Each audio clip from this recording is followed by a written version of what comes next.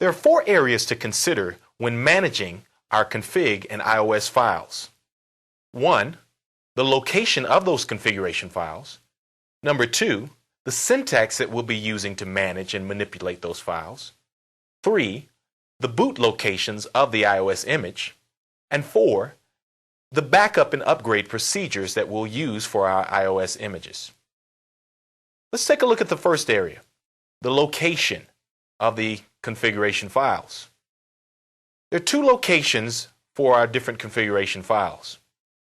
RAM, random access memory, is where our running config is contained. NVRAM, non-volatile random access memory, is where our startup config is located. The running configuration file is being used when the router is running, when the router is on. When the router is turned off, the contents of RAM are erased. When the router is rebooted, the configuration file that was saved in NVRAM, the startup config, is loaded into RAM as the running config. You can use the command show running config for the contents of RAM or show startup config for the contents of NVRAM. Any configuration changes that you make are saved in running config. In order to save those configuration changes, you issue the command copy run or copy running config startup config. Notice I'm using abbreviations here. Let me just say a word about those abbreviations. Say, for instance, there are two people in a classroom, one named Raleigh and the other named Ralph. And just for kicks and giggles, let's throw in a Ray. A package arrives destined for person R.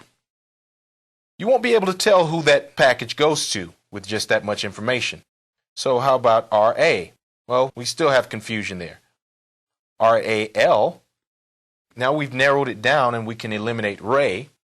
RALP. With just this much information, this indicates to us that it's not Ray and it's not Raleigh, but it's Ralph that this package is destined to go to. This is the same way that the abbreviations work with the syntax here. As long as you have enough letters to indicate which command you're specifying, the router can differentiate between the different commands. In some cases, you can just use one letter, like in the case of undebug.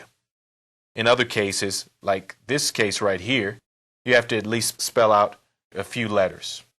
RUN for run. That indicates we want running config and startup config.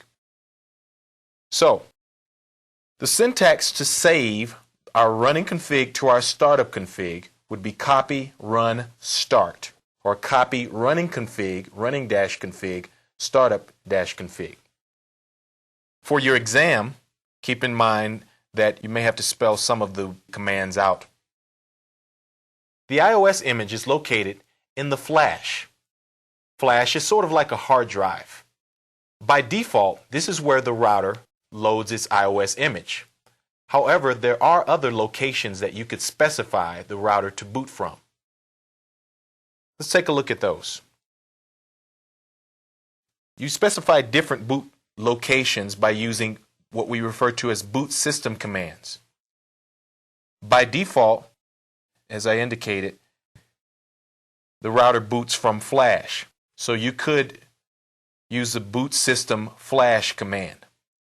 To specify that you want the router to boot from an iOS image on the network, on a network server, you indicate boot system TFTP.